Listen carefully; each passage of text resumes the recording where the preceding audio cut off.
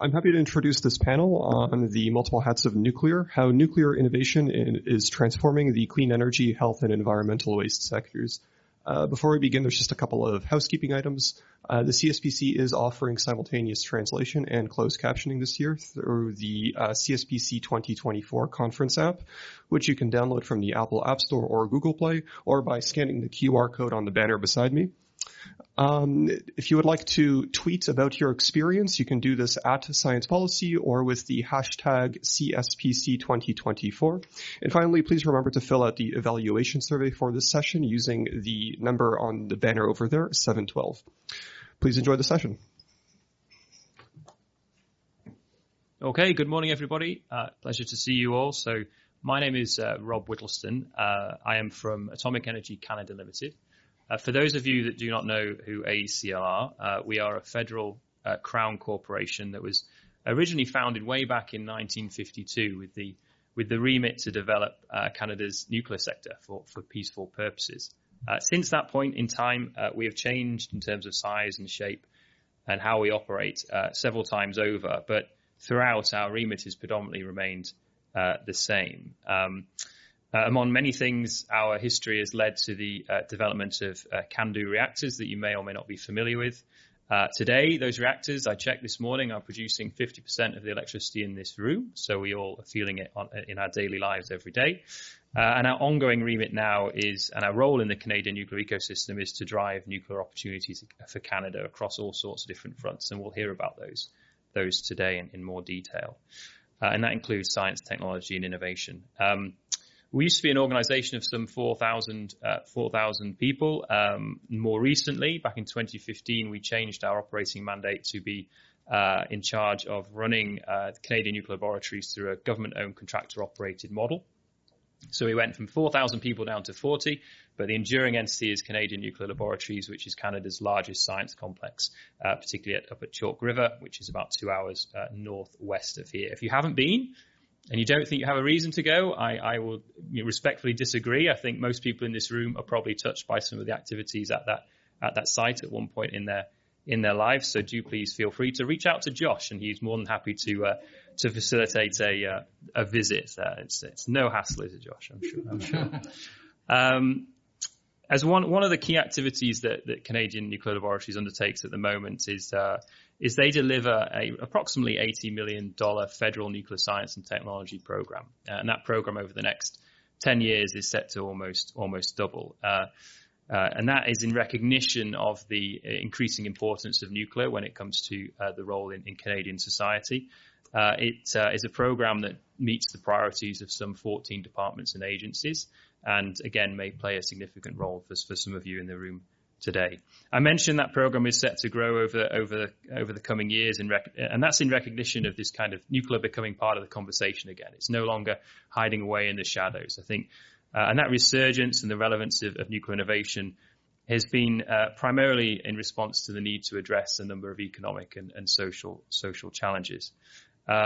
It won't be a surprise to many of you, but one of the key challenges we're looking to face is tackling climate change. The independent panel on climate change many years ago now, all of their scenarios that saw us meeting the targets of 1.5 degrees recognized that it would need an increasing and enduring contribution of nuclear energy to meet those targets. That is still very high on the political agenda. Last year at the Conference of the Parties, plenty of nations signed on to this concept of tripling nuclear capacity by 2050. More recently, indeed even prior to the invasion of Ukraine, energy security was raising high on the agenda too, and nuclear is one of those technologies, particularly here in Canada, where 90% of the supply chain is domestic, could play a really key role in a lot of nations' energy security going forward.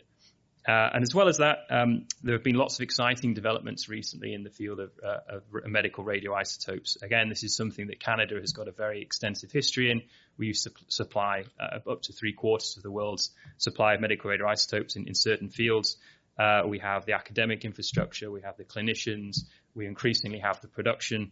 Again, it's something that could play a really key role in improving patient outcomes, and I think we'll probably hear more about that in the future in a few minutes as well. For all these opportunities, we're not at a standing start. We continue to be a leader in this as a tier one nation, I think personally we should be confident in our ability to move forward. A bit of a personal reflection, you may be able to tell I'm not Canadian. I came to Canada a year ago, having worked in the nuclear sector in the UK for a long time. And over all of those years, pretty much, I was looking at what was going on in Canada and thought, you know what, there is a lot going on here. There's a lot to be excited about, and I want to play a small part in that, in kind of science and technology and innovation here in Canada, because I think you've got every opportunity to make a real difference to society. The impacts of the Canadian nuclear ecosystem has been well illustrated recently by Global Advantage, and we have their chief exec here today, who's recently completed an S&T ecosystem map of CNL, as well as a fusion ecosystem map of Canada, and that highlights the scale of the opportunity and the true uniqueness of Canadian expertise. But just to segue into the panel, I think in order for us to be able to maximize that potential over the next decade, one of the really important things that we as a sector, regardless of which part of the sector we're representing, needs to be able to ensure a clear, concise and accessible and consistent, frankly, science-based message into government policymakers.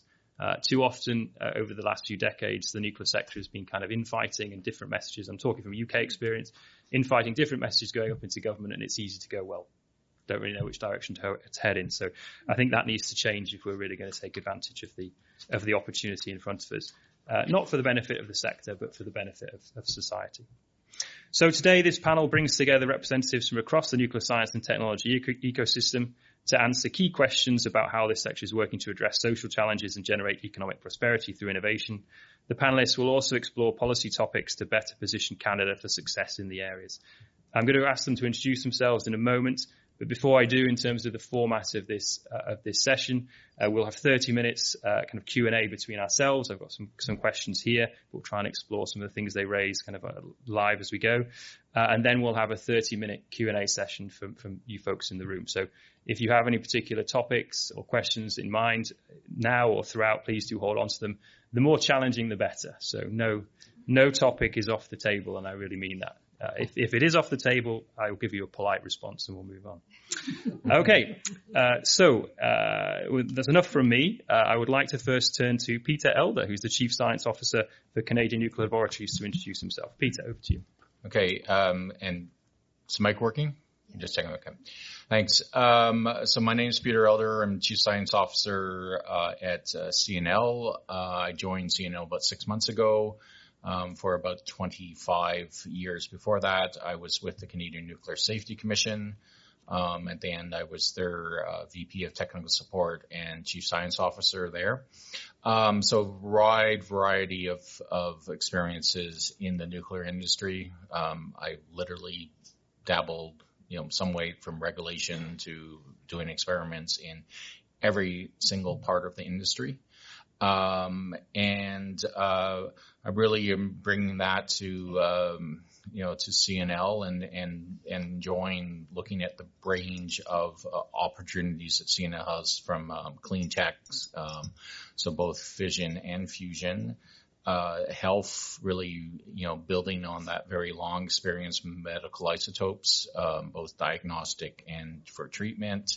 And really an area that I think from a policy that we don't talk about enough is we have a lot of expertise on nuclear security, both on detection and also on that critical infrastructure protection. So, really interested in hearing from the other panel members and answering your questions. Thanks.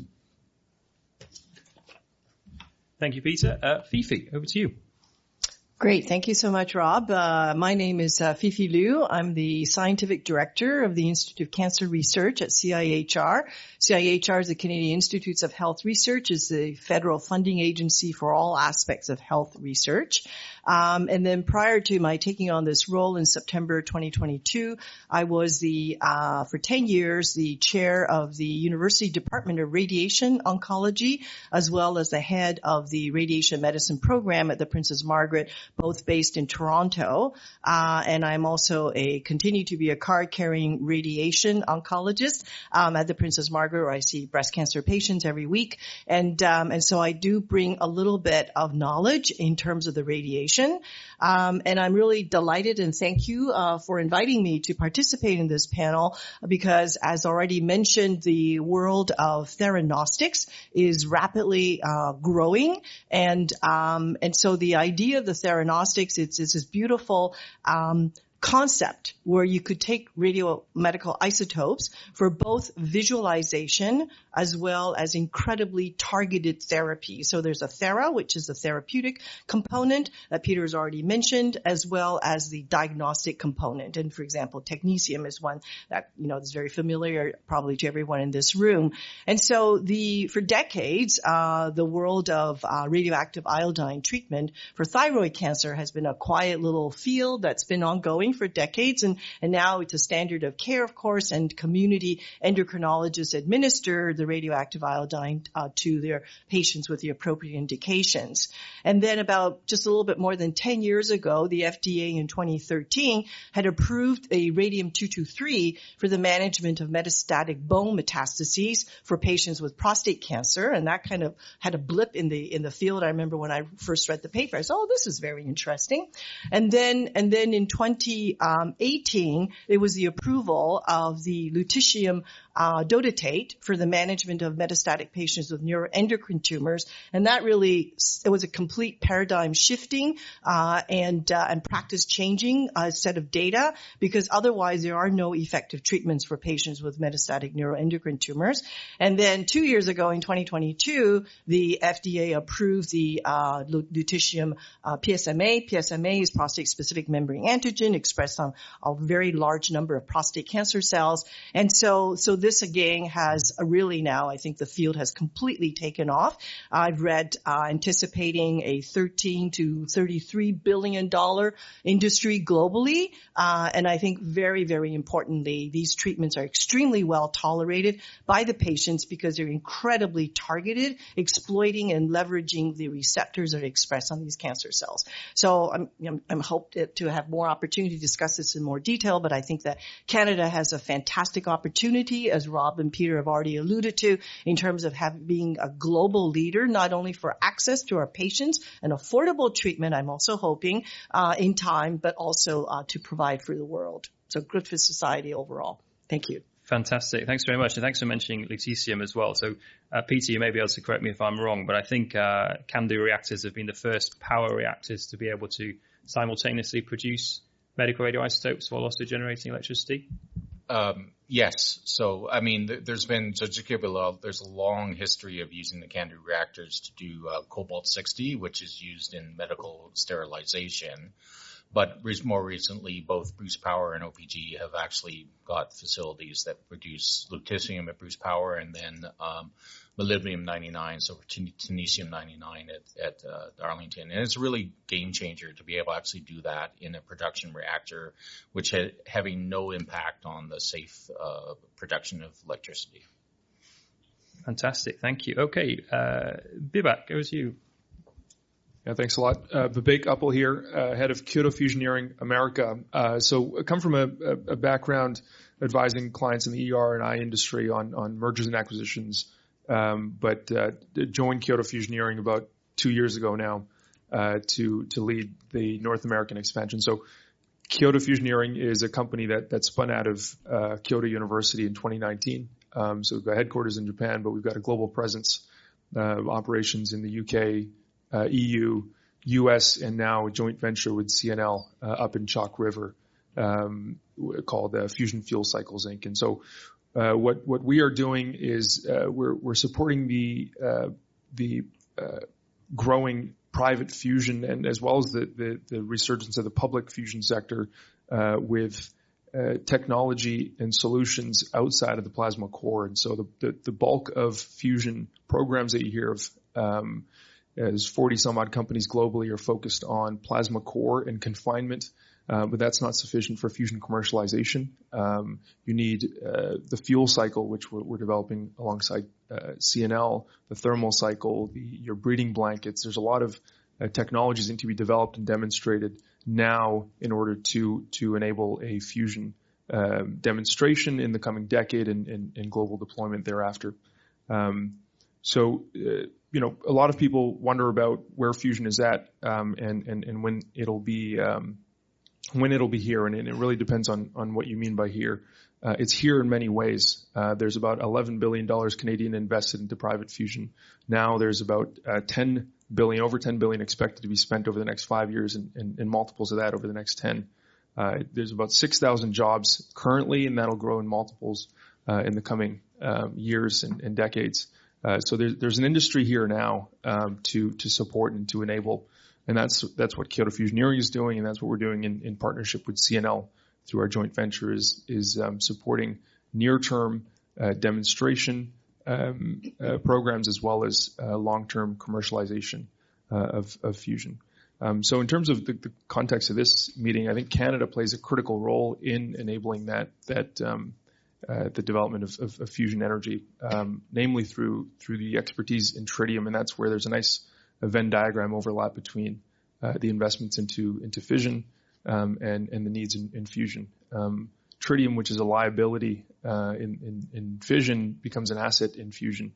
It's one of the main input fuels for the deuterium-tritium reaction, and so our partnership with Canadian Nuclear Laboratories, which was established and announced May of this year, was taking advantage of that fact and the experience and expertise that comes along with that fact. So we are quite excited about that, and we are quite excited about Canada continuing to kind of invest in not only fission but in fusion research and development and ultimately deployment of technology. Fantastic. And again, another one of those areas where Canada really does have a more than a kind of head start when it comes to handling and management of tritium, just due to the inherent characteristics of the CANDU reactors. So something that very well poised to service the needs of the global fusion industry. Thank you very much. Okay, finally, Omer, over to you. Thank you, Rob. Can you hear me fine? Great. So it's a pleasure to be here. Thank you to CNL and Josh and the team for organizing this excellent panel, and thank you for the kind introduction, Rob. Look forward to a great discussion. So my name is Omer Kaya. I am the Chief Executive Officer of Global Advantage Consulting Group. I've been with the company for almost 7 years now, and in the last 3 years, I've been heading in this capacity. We are a strategy and data analytics firm based out of Ottawa, and we have a history of 23 years advising clients in science, technology, innovation, commercialization, economic development, as well as in green and defense sectors. So in the core of our work, it's that S&T innovation and how do we make it impactful for economic development through measures like foreign direct investments, as well as trade-related activities, and obviously skills and other pieces that have to go into that entire continuum is something that we focus on as a core area of business. And around that, we have green, and that's where one way of looking at how we work with CNL. And the others are around defense and digital, from AI to quantum to semiconductors and space. So it's a very broad spectrum of certain areas that we focus on. And in the core of that, have S&T and innovation and move that piece forward. So we've done over 900 projects in our history. And with CNL in particular, as mentioned, we have developed an ecosystem map of fusion in Canada, as well as CNL's own S&T mission. So that's an organizational type of assessment versus a systematic level of assessment. So in each one of these, what we look at are key actors involved in any given topic, area of technology. It could be done in many different levels of granularity. And then looking at key activities, programs, and so on that these stakeholders are engaged in, and then linking them into how are they connected through measures of flows of money, people, information, and physical materials. Those are the 4 key flows that we monitor in every ecosystem. So looking forward to also bringing some perhaps points around the broader innovation strategy that Canada is going to undertake, and how some of the new measures in Budget 2024 as they relate to measures like capstone organization, to the advisory panel. How do we link the nuclear sector and industry to that broader landscape as well is something that I'm hoping to make some contributions around. Thank you very much, Omar. And we were talking just before the session of the importance of mapping activity like that and socioeconomic impact assessments to be able to, particularly when it comes to federally funded programs, to be able to draw the line from dollars in to value out. I think it's increasingly important given the interests of a whole range of different vested parties. Okay, so moving to the kind of panel Q&A session before we then transition into the audience Q&A. So the first question, this is for Peter, Fifi, and Vivek. Over the past several decades, Canada has built a strong nuclear S&T ecosystem that spans across energy, health, and the environment. Each of you, as we've just heard, represent a very different niche areas of the nuclear system, but also that are very inherently connected, that have evolved over a number of decades. So first, I think if I turn to Peter, to yourself first, if I can you please explain how your respective organizations, so for CNL in this case, or areas of focus are important to Canada and what role innovation has played in the current state of things? So I'm going to focus on a couple of examples because CNL does a lot of different areas and is very active in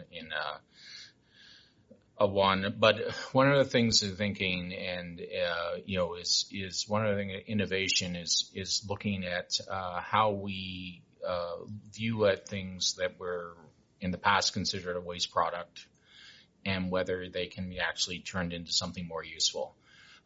So one of the activities that CNL is doing right now has another joint venture called Actineer that is looking at production of another radioisotope called it's a targeted alpha therapy, actinium-225, and to produce it, we are using an accelerator to irradiate a radium isotope. And that radium is actually, we're getting it from old brachytherapy machines. So these were sort of first generation radiation treatment machines. And there's waste, they're all over the world and all these things were considered as waste products. So we're actually working with IAEA to collect those, bring them back to Canada, take out the radium and reuse it as the targets for the actinium. So that's what I'm wondering, is being able to look at that innovation of taking, one area and seeing how we can apply it to another. And the tritium technology, the other aspect besides the fusion that we're looking at is actually looking at how we use our, because we've been looking at tritium and how to separate tritium, and how we use heavy water. There's actually a lot of synergy with a lot of what you would have to do to produce synfuels. So we've got a project that's working with a cement company that's looking at its off gases and seeing if we can actually treat that off gas to actually make a synthetic fuel. And it's really taking a CO2 and putting in another form and being able to reuse it that one. So it's being able to look at where we've got the strengths that we have developed with the nuclear and the CANDU technology and see where else we can apply it. Thank you, Peter. Right, turning to Fifi, could you please explain a little bit more about the Institute of Cancer Research and the areas of focus of your organization, its importance to Canada and the role of innovation that is currently playing? Yes. You can hear me? Yes. Absolutely. Thank you so much. I did not learn about the actinium. We need to talk. Absolutely. So the CIHR, the Canadian Institute of Health Research, was created almost 25 years ago through an act of parliament, with the mandate to create new knowledge, through internationally accepted standards of excellence and translate this knowledge into improved health for Canadians, more effective health services and product, and a strengthened Canadian healthcare system. CIHR is also unique in that we have 13 virtual institutes spanning the entire spectrum of health, from aging, circulatory, mental health, addiction, and of course there's an institute that's focused on cancer. And so the mandate of the Institute of Cancer Research is to reduce the burden of cancer on individuals and families through the continuum from prevention to screening, effective diagnostics, treatments to palliation and supportive care. And I would submit that CIHR has done an excellent job. When I started practicing decades ago, the diagnosis of cancer was unfortunately a death knell for a lot of patients. And now cancer is highly curable, and it is also almost pivoting into a chronic disease. And I think that, unfortunately, as we all know, cancer is the number one killer for all Canadians. 2 in 5 people in this room, unfortunately, have a lifetime risk of developing cancer. 1 in 4 Canadians will die of this disease, and the diagnosis translates into more than 1.3 million years lives lost as a result of this diagnosis. The economic burden of this diagnosis is also significant. It's about $26 billion a year, and this is both the direct medical cost as well as the economic loss. And unfortunately, even in a single-payer system that we have, 30% of these costs are borne by the individual and his or her families. And we have now been able to, this is a big problem. And so I think one of the reasons that I have been invited to participate in this panel is because our institute has launched our 3 top research priorities, one of which is to be focusing on cancer prevention, early detection, and mitigation of risk. Because this number, unfortunately, increases every year by 2 to 3% per year, and we want to be able to bend that curve by preventing this cancer and early detection and diagnosis. And so part of that is really pushing our theranostic world and group of researchers. I mean, I've explained a little bit about the beauty of this radioisotope, being able to visualize and also to be able to ablate non-invasively with very little toxicity. Cancer is a numbers game. So this small little baby finger of mine, 1 cubic centimeter, has 1 billion cancer cells. And so that's kind of the limit of our ability to visualize now, but can we enhance that using these types of medical isotopes? And so what we want to be able to do is to be able to visualize cancer cells when they're only maybe 1,000, 10,000, 100,000 even, before they become the clinical diagnosis of cancer. And we're pushing our theranostic research community to say, are you also able to ablate this non-invasively? So it's a little sci-fi now, but I think that, this is research. If you're not thinking about what things may look like in, 5 to 10 years time, we're not doing our job effectively. And so I would say that, yes, we've done a lot in terms of pushing the envelope on innovation. We have significantly improved the outcome for cancer patients in general. In fact, our second research priority, which we're discussing right now, is to be focusing on cancer survivorship. Because today there are 1.5 million cancer survivors, and that number is also increasing. And so we need to understand that a little bit better. And can I just talk a little bit more about theranostics? Or please do. Yeah. So in terms of the reason I think that this world is really exciting is, as I mentioned, there's the lutetium dotatate for metastatic neuroendocrine tumors. That randomized clinical trial had shown that the progression-free survival increased from 6 months, which was a standard of care, to quadrupling to more than 2 years. And in addition, the quality of life of these individuals were significantly superior than a standard of care. And as I mentioned before, this is paradigm shifting, practice changing. It was approved by Health Canada, and this treatment is broadly available in most provinces across the country. Now, the second, more recently, with the lutetium PSMA, that one, the trial was randomized trial, had demonstrated a doubling from about 6 months to progression-free survival to more than a year, again associated with an excellent quality of life. Now, the challenge is that this treatment has been Health Canada approved, but has not been approved for funding in any province. And part of the challenge here, and this is again where we want to put this out to the community, is that each treatment is $30,000 per patient. And for the neuroendocrine tumor and the prostate cancer patients, they require anywhere between 4 to 6 cycles of treatment. So each cycle is $30,000. So do the simple math. It's about $150,000 to $200,000 per patient.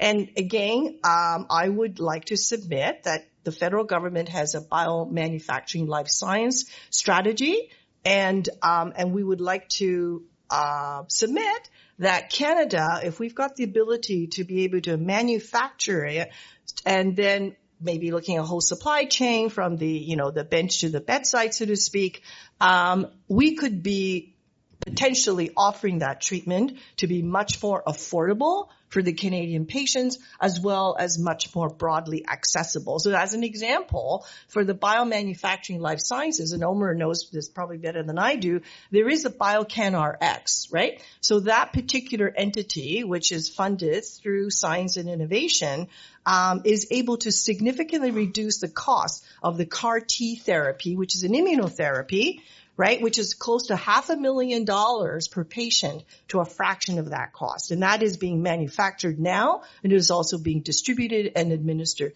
to patients. And I would like to see that same innovation. I don't know if there's anybody from the federal government here, Omer, who may be able to support that, but I think this is something that we need to be able to do. And so it's societal benefit, not only for the patients of Canada in terms of affordability and accessibility, but also to drive the economic engine, right? So we can become the global supply for the world, and really take a huge leadership role. Absolutely. And thank you for mentioning. I mean, the comment around needing to scale it up to help bring the costs down, potentially leveraging more and more Canadian supply chain, but also that it kind of comes back to the point that Omer was making around we need to be able to have the sophisticated conversation. Mm-hmm. May look expensive if you look at it only in isolation over here. Mm-hmm. Look at the whole system cost. Mm-hmm. The business case kind of writes itself. So, yeah, thank you very much for raising that. Vivek, for you, it might make more sense, I think, to speak from an international perspective. And I know you hinted at some of this in your opening remarks, but on how your path has led to your current partnership with Canadian Nuclear Laboratories on fusion. Yeah, thanks, Rob. So for us, it was recognized early that tritium is going to be the key bottleneck for fusion deployment. So I mentioned 43 now, I think, is the count, private fusion developers globally, with over 11 billion invested in them.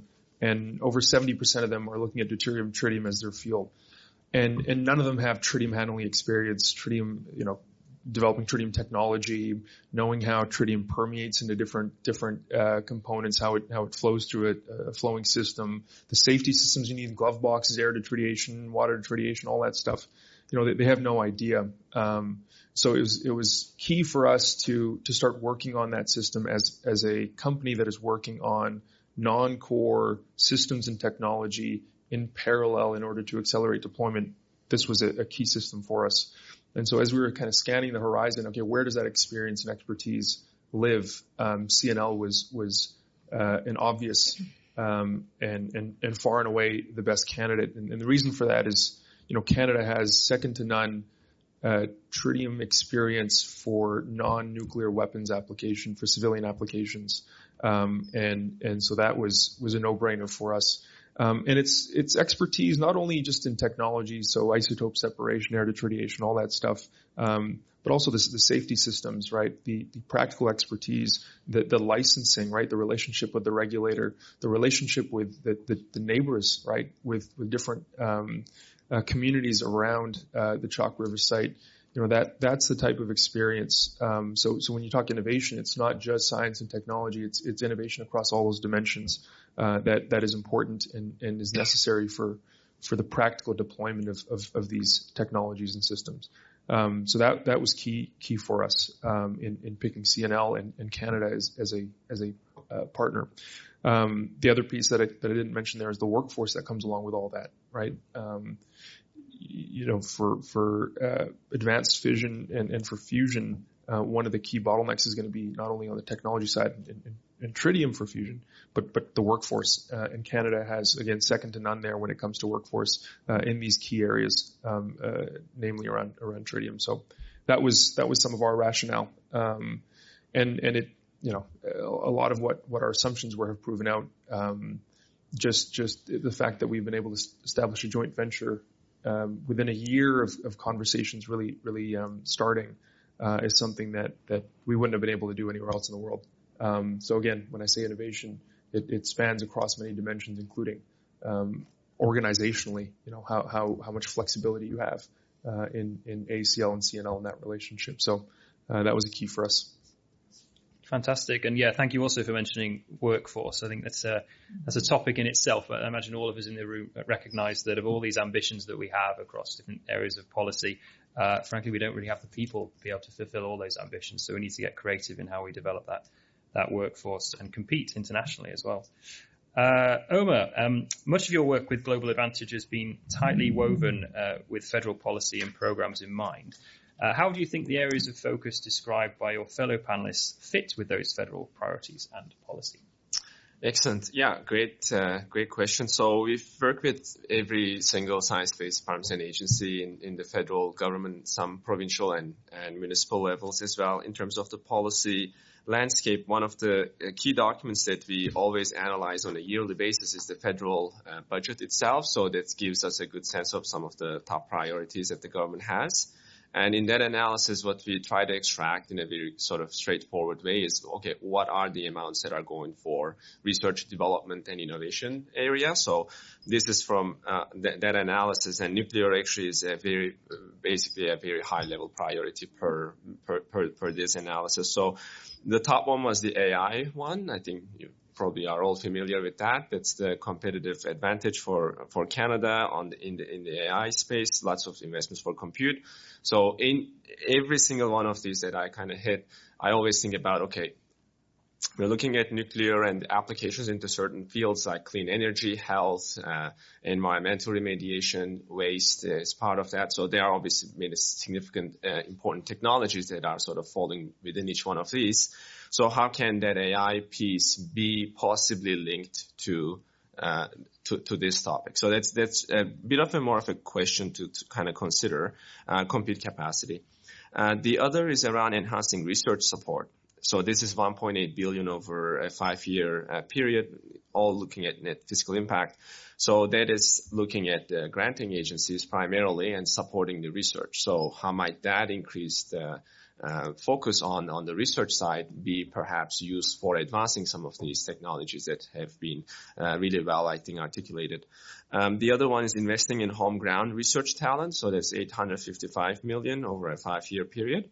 And that's about postdocs and graduate students, and there's different market tiers there that government is trying to support more, increasing some of those sort of wages.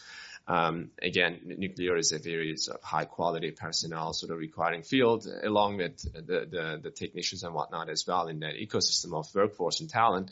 And I'm happy to provide some of those details as well in the next question. So how can that again be used for that? And the fourth in that list is pretty close to the top numbers, is advancing nuclear energy, nuclear research and environmental remediation. And that's in addition to what was mentioned as a $3 billion export financing support to Romania when it comes to CANDU construction there. And there's been a great new announcement from Athens Realis on that front. And there have been a number of what are called the ITCs, the investment tax credits. So government is looking at these measures in the tax system in an increasing way. So clean electricity, ITC, clean tech manufacturing, ITC. So these ones are inclusive of nuclear, and these advancements could also benefit from those tax investments. There is the Strategic Innovation Fund. Actually, it is the largest federal program supporting Canadian research and innovation right now in a yearly main estimate data, $2.4 billion in the CIF. And there have been some investments going into the nuclear space from CIF, but perhaps there are other opportunities to look at various streams of that. If it is an individual company that's really sort of potential to become an anchor in Canada, which we really need, and the program seems to be trying to achieve that, as well as the network-focused streams of CIF, which one may want to look increasingly when it comes to this area as well.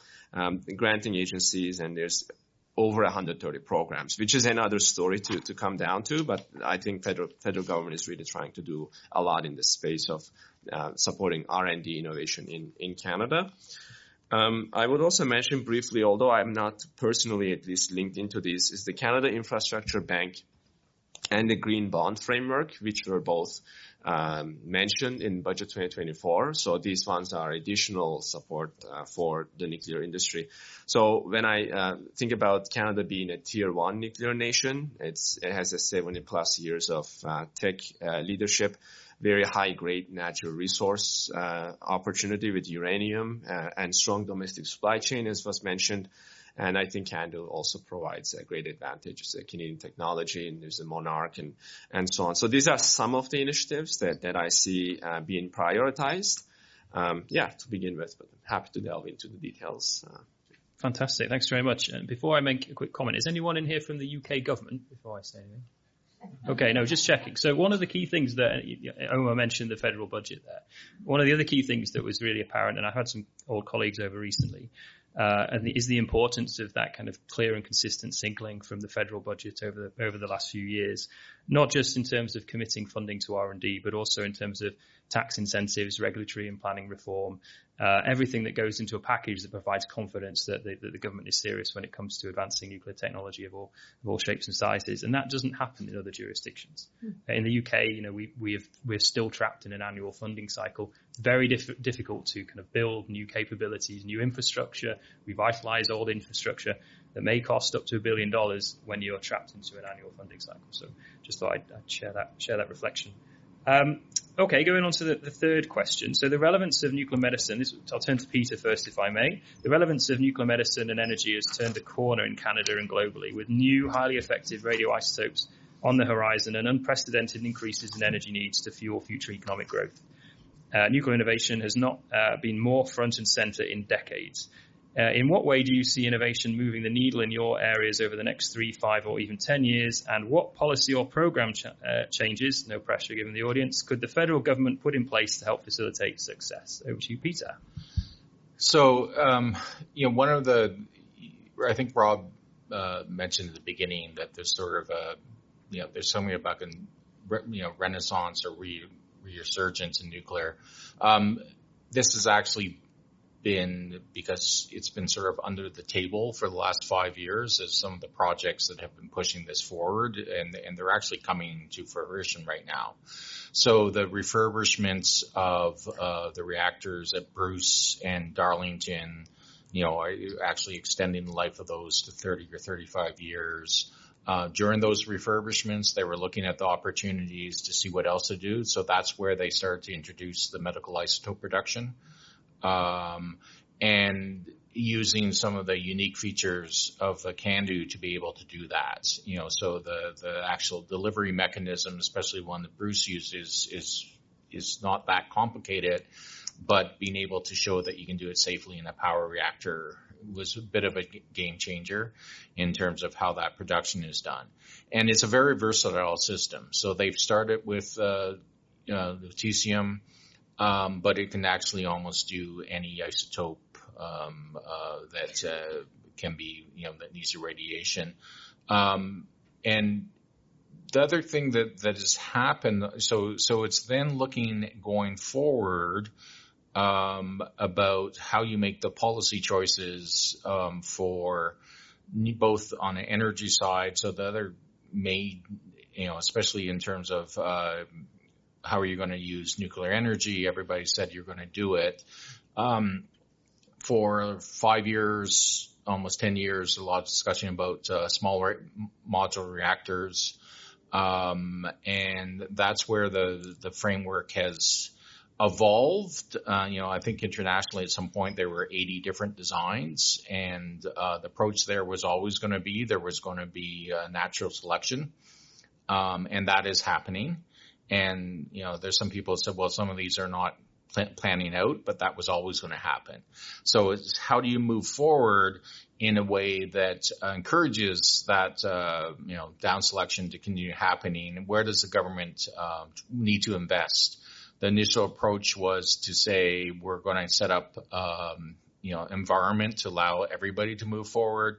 But as the market forces come into play, I think there needs to be a lot more focused attention on which ones you're going to invest in. The other thing that has certainly come back on the table, sorry about that. The other thing that's certainly come back on the table is large reactors. And this is, again, looking at the Ontario needs going forward. And that is another one where it's a different question for the federal government. The choice of electricity is going to be provincial, but what's the best role for the federal government going forward?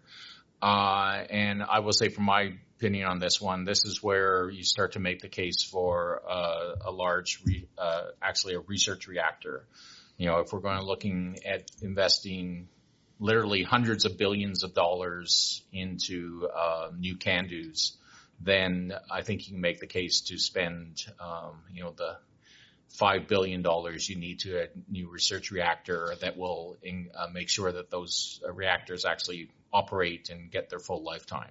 And recognizing that any reactor you're building today, you're expecting it to operate for 100 years.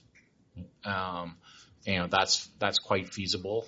And so it takes a very different policy view to think that very long term, and that you want to make sure that you've got that research infrastructure to support that very long-term operation. Fantastic. Thank you, Peter. Fifi, I think you hinted at it a little bit in your previous answer, but could you talk about what policy or program changes the federal government could put in place to help facilitate success in the areas of focus that your organization have? Yes, so thank you so much. So just following on Peter's point here, I think the federal government can play a really important critical role in terms of investing in, I hate to sort of overuse this term, but a hub of innovation. There is a lot of this type of activity across the country. So certainly nuclear facilities generate the isotopes, but we also have a lot of cyclotrons that are actually also located across the country. I see someone from Triumph here. And so this type of creating this network so that there is, and then bringing together the academic researchers, because there's a lot of the biology, underlying radiobiology of this theranostics that we don't completely understand, and also the invention of new medical radioisotopes. So you need the understanding about what can be created, what can be manufactured, and then also what kind of receptors what kind of a therapeutic payload that you would chelate onto these isotopes that would be beneficial for cancer therapy, because the opportunities, I think, are vast as more and more understanding we have about the types of cancer cells and then the receptors on them, et cetera.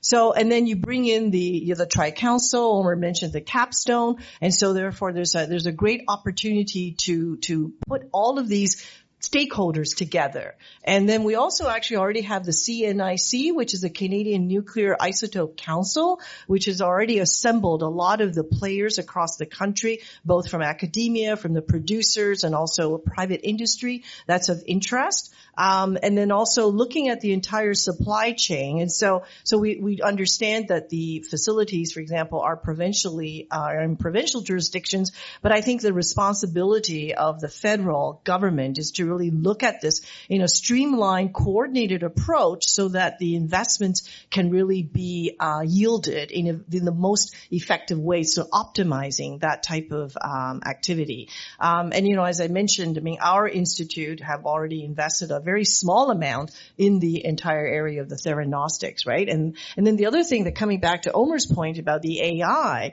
and where the two, I think, could be linked, is, for example, we probably already know that Genome Canada is rolling out a $200 million initiative. Oh, wait, hold on a second here. Maybe I shouldn't be saying anything like that. Let's just say that, okay, delete. So, there may be a significant announcement, that may be coming, but a lot of it is related to data, right? And so again, coming back to the AI, we need to develop a very robust data strategy in order to be able to leverage and capitalize on all the health research data that can benefit Canadian patients. And I think that that's something that I'm hoping that the federal government is thinking a lot. We certainly spend a lot of time because we generate and fund a lot of data. And CIHR and the Tri-Council have an open science policy whereby the idea is that if you have data that are generated by the taxpayers, it should become available to all of the researcher community. And so that links directly into AI, no data, no AI, right? And so similarly, I think for any kind of data that are generated from the theranostic world, it's few right now, but that number is going to be escalating very rapidly across the country. And that type of information we need to be able to understand. So that's just point number one. Sorry, Rob. And then I think the actinium that Peter talked about, I think it's brilliant. So the difference, as Peter already mentioned, between the actinium and the lutetium is that actinium is an alpha emitter, which is a very short distance, and so it's very precise, and the lutetium is slightly longer. Now we're talking microns and angstroms, of course. But on the other hand, what the emerging data are showing is that the actinium loaded therapeutics are potentially much higher in terms of the terminal cyto effect. And so again, this is an opportunity then to be pulling together the manufacturers, the generators of this very rare and potentially extremely valuable medical isotope, along with, again, the biologists, the clinicians, and the academic researchers can really capitalize that opportunity. Isn't that right, Peter? No, thank you. Yeah. And so, and then coming back to the highly qualified personnel, there is a shortage of if you look at the entire sort of, again, from the bench to the bedside, there is a shortage of these types of highly qualified HQPs. And so, in addition to what the feds are already investing in the training programs, I think that we need to, again, focus on this. And this is, again, where you have a coordinated approach of looking at who is training whom. We have a shortage of nuclear medicine physicians. We need the technologists. I'm sure that we need a lot of expertise at the manufacturing end as well. And so, again, a very, very coordinated approach is very important. If there's anybody from Health Canada, my final point, sorry, Rob, I'll probably never be invited back again.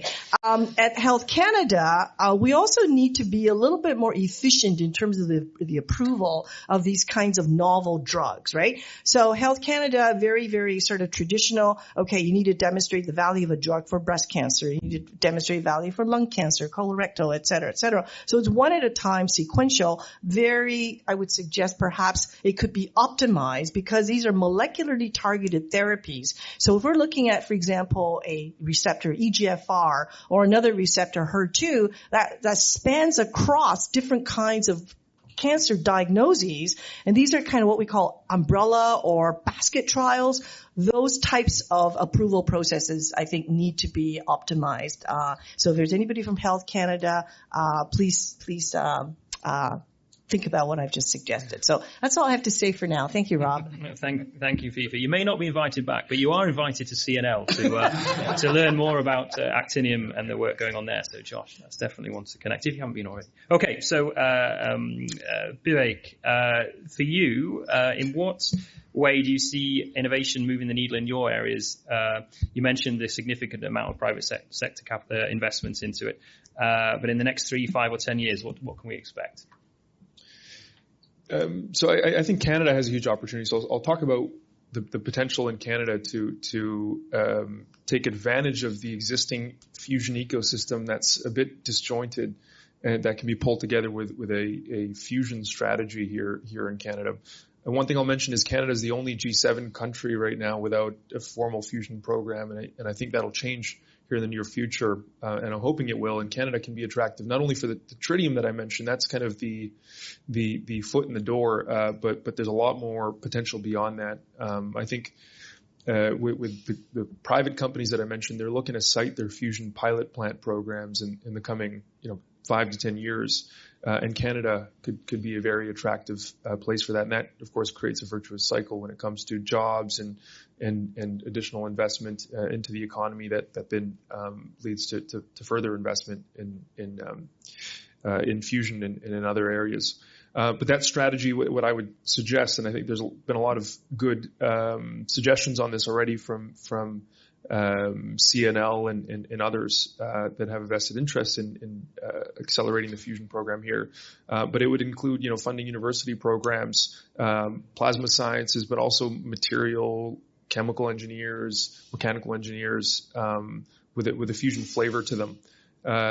public-private partnerships, right? There's already a few private companies here in Canada, right? General Fusion, many people have probably heard of, have been around the longest, but we've just established a joint venture. There's Type 1 Energy. There's a few others that have a presence here in Canada. So taking advantage of that and allowing those, or creating programs that allow them to work closely with the university programs to work together. So public-private partnerships are key aspects of that. Cross-border collaboration. So I mentioned the G7 countries, right? There's now agreements starting to be put in place amongst them, bilateral and multilateral agreements to work together and take advantage of the strengths of each of these countries. And so Canada should not be on the sideline there. I think Canada has a lot to offer and should seek to maximize those collaborations. Fund technology development and demonstration programs. So we've got a project that we're kicking off, or we've already kicked off, but it'll start construction here in the coming year at Chalk River site. But more like that, and what those do is they stimulate the workforce as well as the supply chain. So that'll be a demonstration around tritium fuel cycle. But as I mentioned, there's an opportunity to grow beyond that. So that's where I think Canada has a lot to offer when it comes to having a formal fusion strategy that will start to attract others from around the world and allow a bit of a virtuous cycle to form on some of these topics. Fantastic, thanks very much. And there may not be a formal strategy yet, and hopefully that does get rectified soon, but there's no shortage of interest. I think there was a Fusion Day a few months ago. It turned out to be a Fusion Week with NRCan co-organising sessions as well, so a huge amount of interest from the federal government. So hopefully that changes soon. Omar, do you see any existing gaps from your perspectives in the current innovation funding ecosystems that federal departments should be thinking about? And if so, what might a solution look like? Sure, Rob, if I may also answer some of the points that have come up in answering this question, that will be great. So one of the, I think, key points is to make sure that any strategy that is coming out of any part of our ecosystems in terms of research and innovation need to be linked within themselves. That's one point. The other part is linked with other strategies as they relate to things like skills, trade, and an industrial strategy that is also being called out for. And I think that's been a green industrial strategy, which is a way to look at that, is, I think, great opportunity for nuclear sector, as well as using the nuclear sectors and its capabilities to help decarbonize other sectors. I mean, I think Alberta is a great place for a shout out for that, because they are actually moving forward with the nuclear, at least announcements that have been recently shared in public. So in terms of a gap, in terms of AI, one of the things that I realize is the data strategy. I think that's an excellent point. Right now, we're working with the 4 Atlantic provinces and the federal government to develop an AI strategy for Atlantic Canada. And one of the first things that we mentioned is, well, you need a data strategy. Without a data strategy, you cannot have an AI strategy. So that's a piece that is necessary for AI. And when it comes to health research data, I think one of the issues that I keep hearing is issues around privacy and share of information. There are some internal barriers to the collaboration. And I think University of Ottawa has made a significant advancement in their ability to anonymize the health data.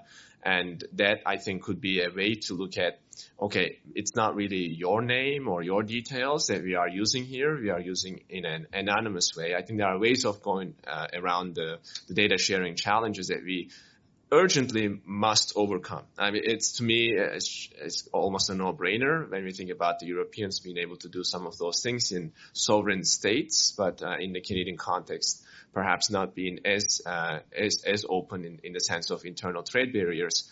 I think that's another opportunity. And the federal government has recognized that in the budget.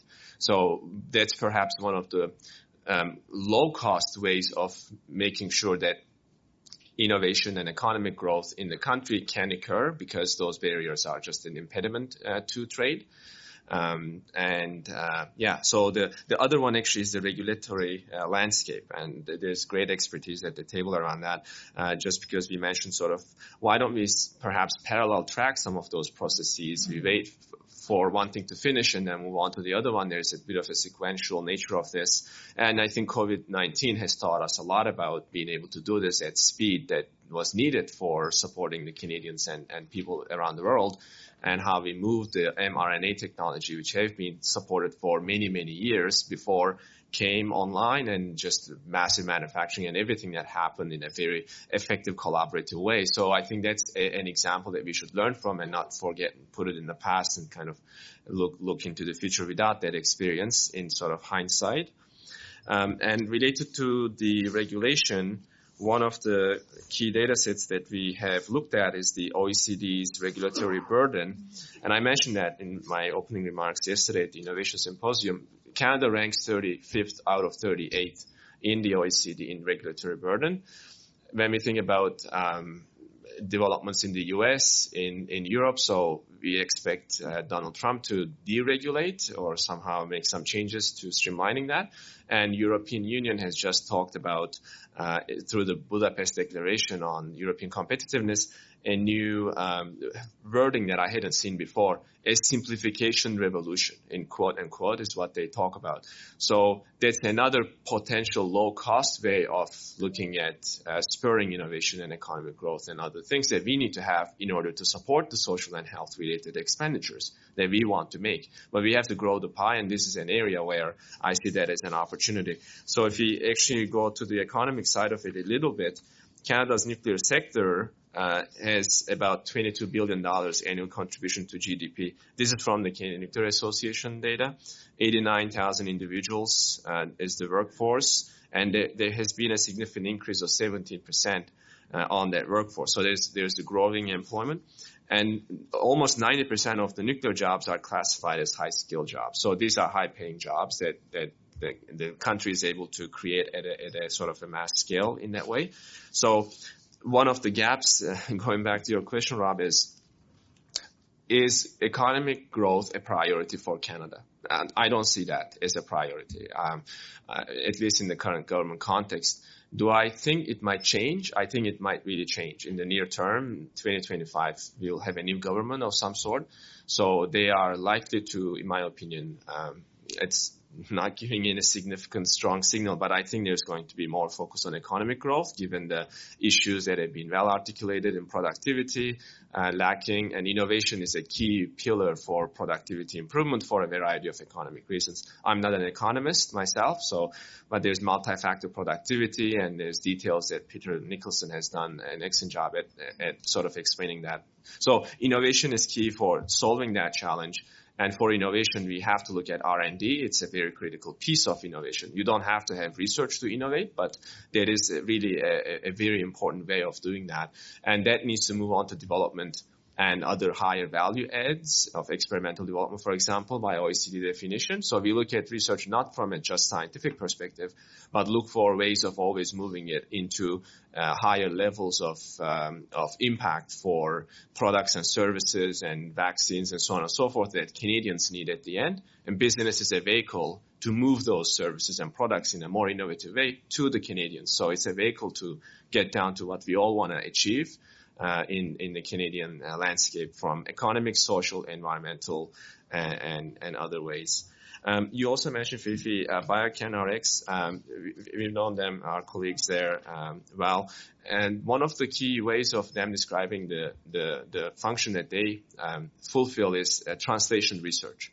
And I think that's an area that we should probably map out just to show the importance of that, and how that engine could be replicated across all different fields of health research and all fields of other types of research, because we need to look at supporting it end to end and make sure there's no gap in supporting these, and we can sustain those investments to make sure that there's sometimes a time lag that happens. I mean, these investments may come to fruition later. It's really hard to predict, but that's what research is. It's risk-taking and making sure that there's continued sustained investment and collaboration across the ecosystem, because there are some organizations that will be better at making startups out of those. I mean, maybe we need to work with those organizations, maybe the ones that focus on scaling up of those organizations. So how can we make an end-to-end I'm thinking a little bit like an individual firm in a way, but applying that to an ecosystem context, because it's very much possible to go through increased partnerships and collaborations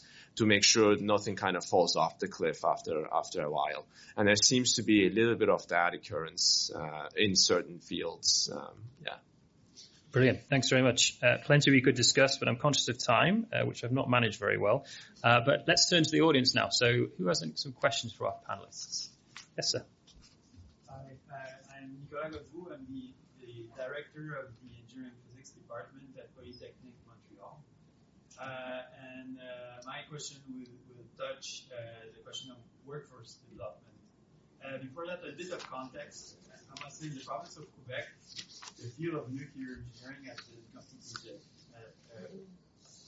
especially since the closure of the Gentil 2 reactor and the complete withdrawal from Hydro-Quebec from the nuclear field at the time. The interest was zero from the Quebec government. It was very, very difficult. We have not been able to hire. And so we're in a situation right now where all the professors that were there are basically retiring. But now we see an opportunity to build basically with a blank slate. Let's say we start from scratch a nuclear engineering program in research and training at Polytechnique. What are the priorities? What are the pressing needs? What are your suggestions? How do we do that? Peter, do you want to have a go at that first? Yeah, and it's an interesting question where you would start. There is sort of, one is just to say there are lots of opportunities out there. Because one of the things that we're seeing in Ontario with the nuclear engineering programs and the professors is they can't get grad students, which means that all their undergrads are getting jobs. So there's definitely, there's motivation for the students on this one. The other thing that, though, if you were starting from scratch, and it has been mentioned, is really Canada hasn't been an active player in the fusion part of the nuclear business for, a while, since we pulled out of the ITER project in the early 2000s. So there's definitely a large gap there, in terms of this one. But there is a general need, and one of the things that we've been working at CNL with some partnerships with universities is to get more coordination between the universities. And it's a bit of a interesting thing it's almost moving from an area where the universities were competing against each other to where you want to collaborate with each other, because there's going to be more need than, everybody has a chance to be successful. And certainly in terms of policy, that I think there is a role that the federal government could have, is looking at overall workforce policy. Because it's not just universities, it's not just undergrad, it's not just grad students, but it also goes into the trades and skilled trades as well. Any other comments on that? So that's a really good question. I mean, I think a lot of this is data, right? So I could tell you that, for example, part of the problem in the medical profession is that we don't actually have very good data on, like the number of family physicians, et cetera, et cetera. So I think to Peter's point about, what are the data in terms of the types of HQPs that are required in this particular sector. And so where are those individuals? What is the projected need in the coming 5 and 10 years? And then to kind of say, okay, people across the country who are training nuclear engineers, this is what we need. And also, it's communications, right? I mean, if we all agree in this room that this nuclear hat is going to be increasing, and then illustrate the opportunities for all the trainees, right? So I think that would be, so number one is to collect the data on that. I mean, I don't know whether there's like a Canadian Society of Nuclear Engineers. And I mean, certainly in my field of radiation oncology, we collect the data. So we could show the approximate age, and this is updated on an annual basis. But we do this on our own. It's not mandated nor supported at a federal level, but that would be part of the thing that I would encourage if there is a Canadian Society of Nuclear Engineers. Is there one? Yes, no? There's a University Network of Excellence of Nuclear Engineering, UNINE. Yeah, and there is there's a Canadian Nuclear Society, so there's more the academic one that I think could play that role as well as coming together. Yeah. Does that make sense? Is that helpful? Yes, we're already talking to UNINE.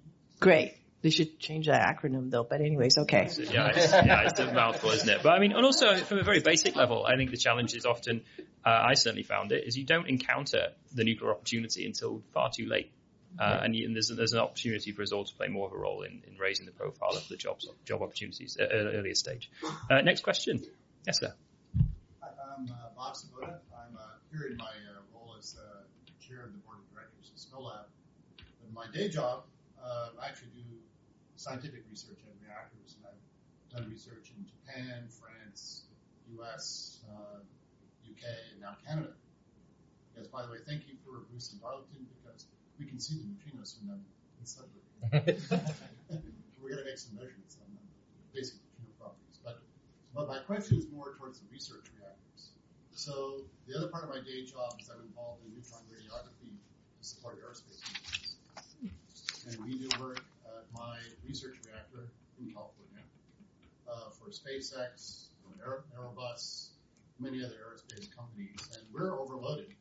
So I don't know what the situation is with research reactors in Canada. I hope you can say more. Is there a neutron radiography ability? Are there operating research reactors? Get some more about the future.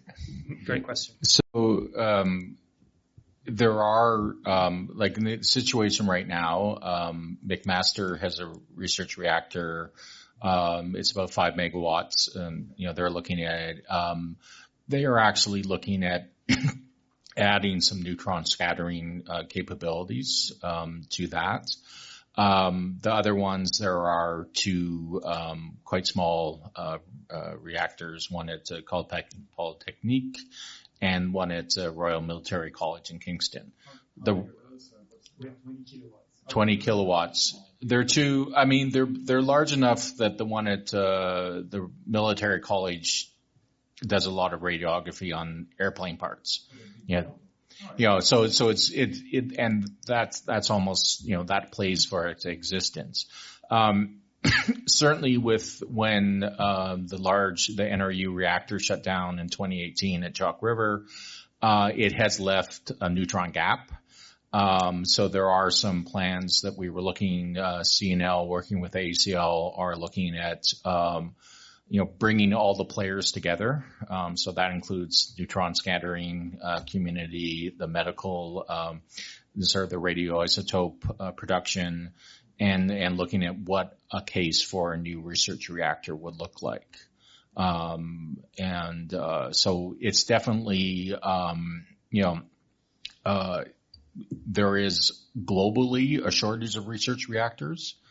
And so that's the other thing, working with, the Nuclear Energy Agency in Paris. So that's part of the OECD, is sort of getting the overall picture of what the, research reactor community looks like, what's there, what's planned to shut down, and what are the needs, so that you don't have 2 that have the same niche, but you are covering your own niches. So there's a lot of discussion there, but certainly, there is a need for more research reactors, and especially since, again, McMaster is, it's not young either. It's certainly got life left in it, but most of them are in the 50-year plus age groups. Yeah.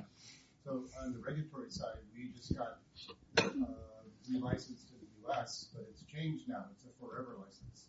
You never have to renew it. Yeah, I'm going to say I won't speak for the regulator because I don't work. Right now, the regulator is slowly working towards, I think, certainly 20-year licenses for the research reactors is sort of the norm right now, which is enough to then, when you come back, there are some reasonable questions the regulators should be asking in that period. It's not a relicense. You can ask questions. It's not. Yeah, we haven't, it's always been much different. On paper, it's the same scheme. In reality, it's a very different scheme. So there is some flexibility there. But that's one of the things that I think has to be, could be looked at from a policy perspective is making sure that we're not putting on any unnecessary policy restrictions around research reactors and smaller.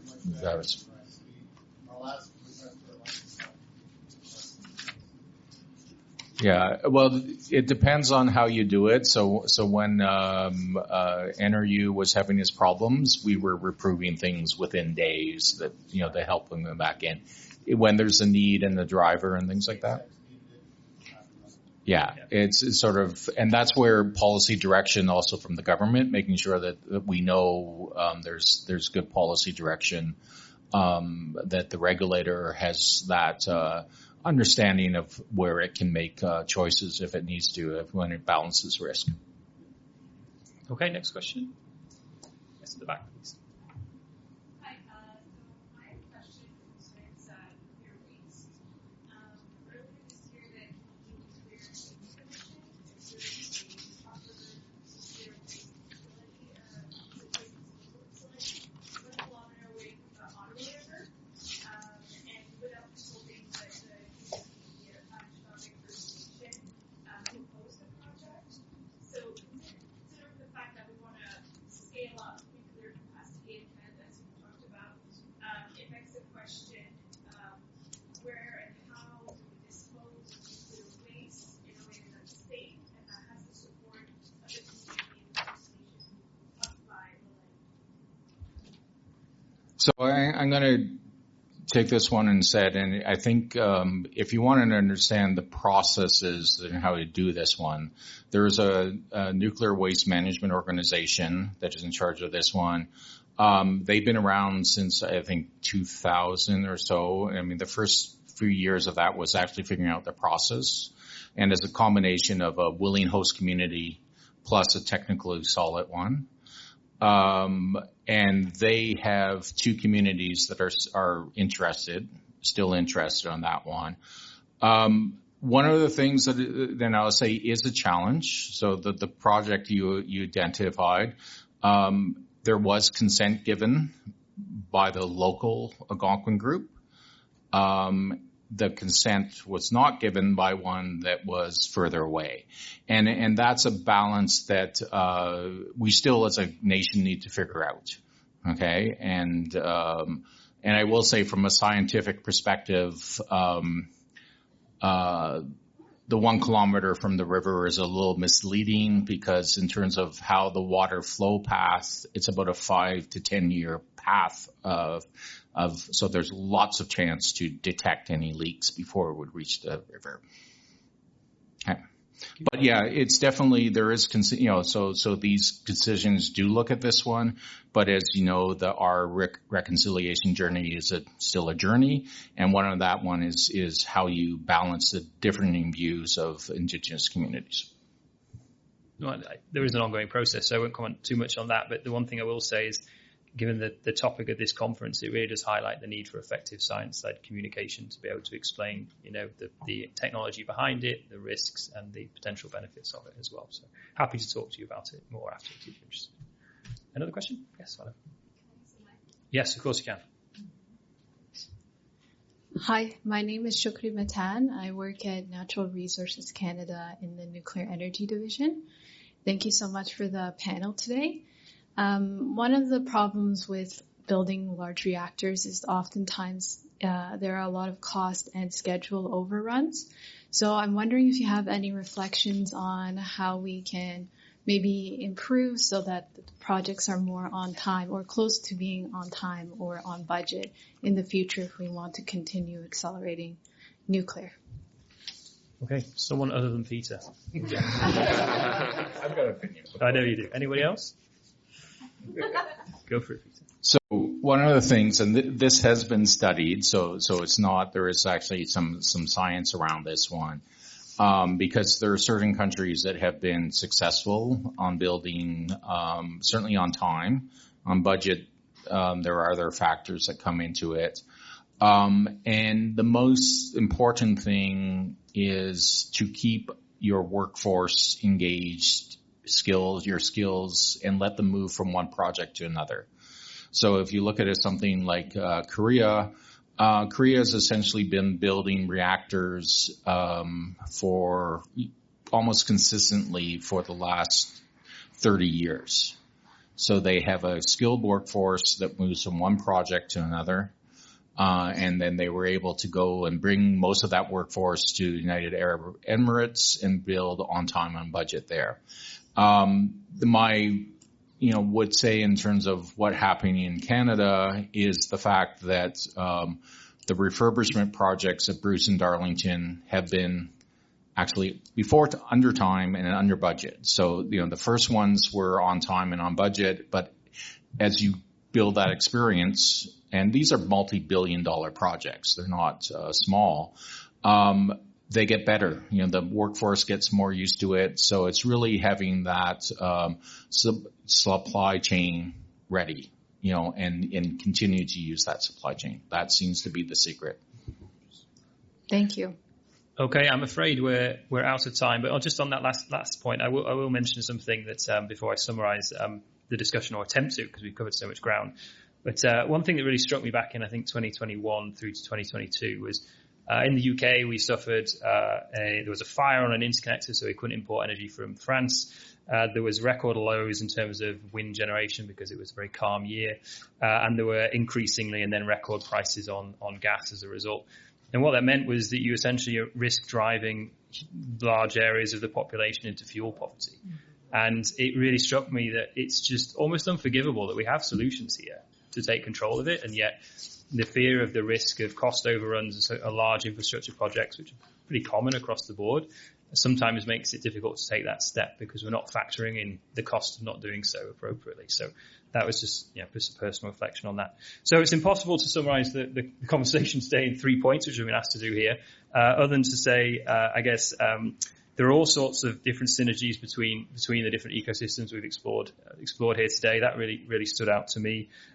We certainly need to take a system-wide view to understand the actual costs and the benefits of those systems if we are really going to make some real strides forward in the policy space and get some of these things moving and really grasp the opportunity. And the final thing I will say is that I came to this conference last year, and I think Omer briefly touched on it as well, that there's a great deal of focus on the challenges that Canada faces when it comes to innovation, where you sit on league tables and all that. I have to say, from my own experience over the last year, there is so much going on here. There's so much that's gone on over the years. I frankly don't recognize a lot of it. I think there's a huge amount that is very, very positive. There's a lot of stuff that already happens, as well as the endless promise of the future. So I think, just to end on a bit of a positive note, I see all sorts of different opportunities and very excited to be playing a small role in that. So thank you very much to all our panelists. Thank you to the audience, and thanks to Josh, who actually is the brains behind this and producing all the notes. So thank you very much, Josh Berry from CNL, and thank you to the CSPC organisers for allowing us to have this panel today. So thank you.